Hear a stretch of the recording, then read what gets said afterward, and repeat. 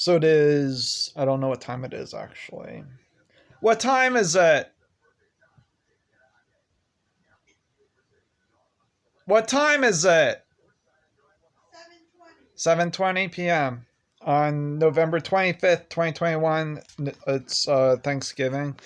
I'm having my Gardein meatless, turkeyless dinner here with some sweet potato. A nice whole sweet potato. It's nice. I like it. Well, mother made homemade stuffing, but it has like TBHQ preservatives in it and stuff. What was it? I think it's TBHQ. Sodium pyrophosphate. I just try to avoid it when I'm at home, or only if it was, let's say, accidentally vegan. It was like a real emergency. Like I would maybe make an exception for that. Depends. I would really scrutinize the other ingredients though. Make sure it's like absolutely vegan. So I could live without the stuff, and if I was obviously entertaining someone else, if I was the one to entertain, I would be making, some of the recipes I've already made that I associate with Thanksgiving. But I wanted to take a break since the holiday.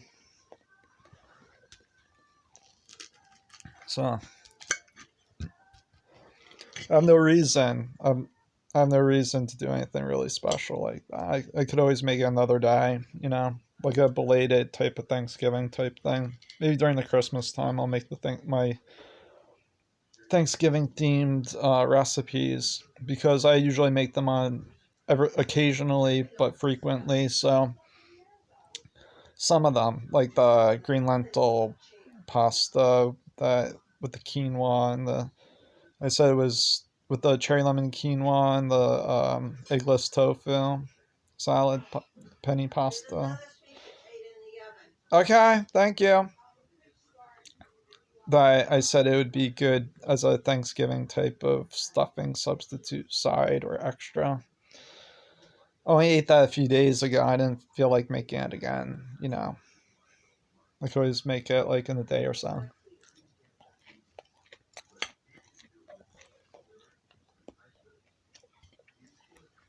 I should get some ketchup for that. Well, it does taste a little bland tonight. Yeah. Well,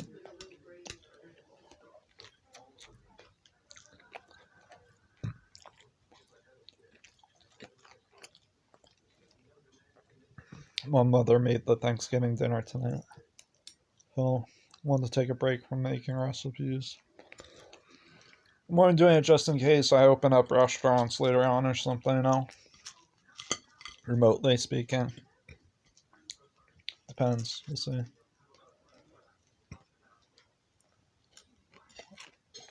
Well, there are a lot of people who are, they like to not give the benefit of the doubt, but they like to assume as though someone's unable to follow through with the project, like I just said about opening up a restaurant chain or something. They look at someone and they think that they can't do that. They assume, and then they try to steer their life. You know what I mean, so that they can't. You know what I mean. So I always have my guard up against those types.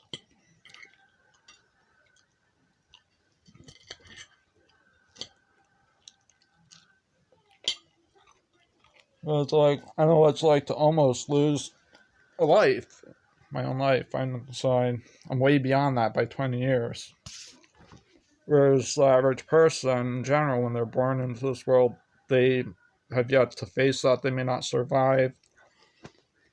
Whereas I had 20 years ago, for instance, it was that bad. And I didn't know if I would ever recover completely to be able to be as functional as I have been for the past 18 years or so. But so I know my limits. Whereas by default, people in general, when they're born into this world, they have yet to learn their limits. If they make it, they may not. It depends. I'd say that if if one were to survive something near fatal, they would usually, chances are, have better chances at surviving in their early adulthood, like before their early 20s, or within maybe by the age of 18 and up to 21. And then let's say chances are they would survive something near fatal at that point in their life. Whereas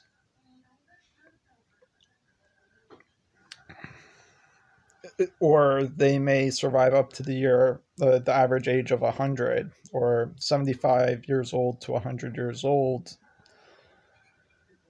with normal aging progression, and that's like how I felt 20 years ago. Getting beyond that, that's how it felt, like I was beyond the age of 100 20 years ago. If you ask anyone who survived something near fatal, they would describe it the same way. And it's something that it's like, okay, they would do anything that they can possibly do just to get better. They would look hard and long for, and they would say to themselves, if only they were able to achieve that, they would not do what they had done before that had happened for it to ever happen again. That they had finally hit their final relapse. You know what I'm saying? That's what I'm trying to say. They may, if it was due to, let's say, an addiction of some sort, they would there's a chance that they could have a small relapse, but and they may relapse, but they would be able to in my case, I ended up with HPPD for 7 months.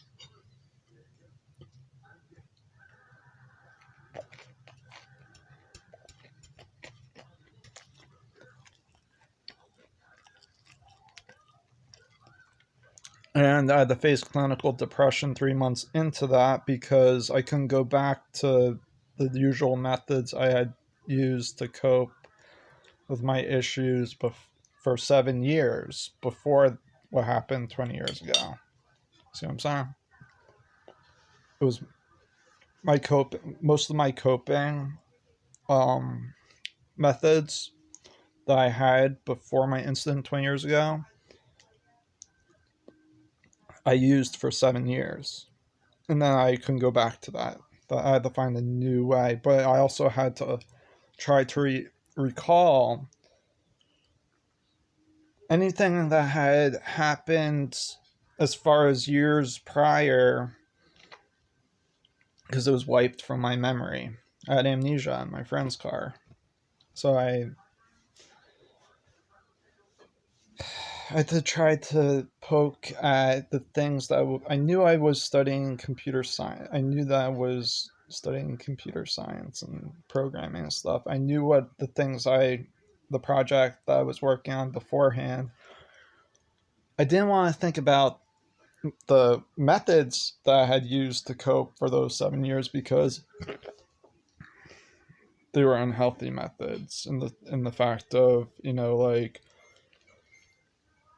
it triggering, let's say, a flashback, for instance, and stuff like that.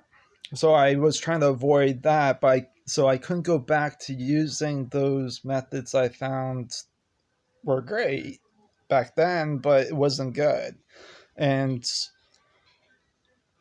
that made me clinically depressed at that point, 3 months into my recovery of those 7 months, because I didn't know how I would ever feel better again. But the only way would be able to determine what it would feel like to be just as if I had never done those things for those 7 years, to methods of coping with my issues, to know what it would feel like for the first time being able to cope without using those methods, and try to get to that, to be able to do that. And I was able to do it after let's say, being like completely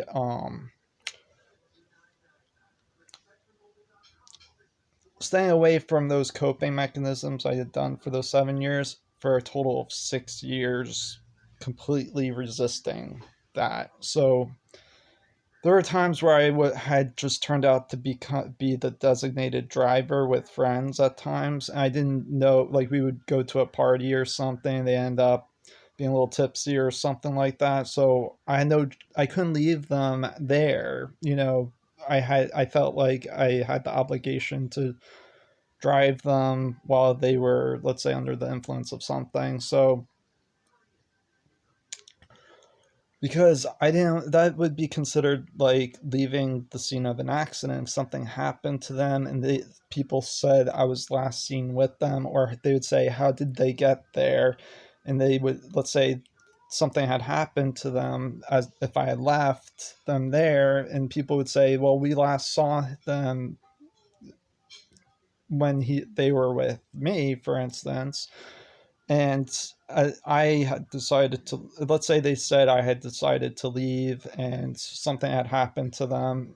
It's like leaving the scene of an accident. So I want to make sure that they always got home safely or to their destination. So it's okay to be a designated driver, but the issue is that that was stuff from my early 20s, and at that time I also had something on file, and so if I had gotten pulled over, they had known about my incident that had happened 20 years ago. And for some reason, it seems as though all of a sudden, like 7 years ago or so, that something got screwy. That's all I gotta say. This is 12 minutes inward, and I only have like that free limited use of YouTube for now to upload. So I have to make sure it's under 15 minutes.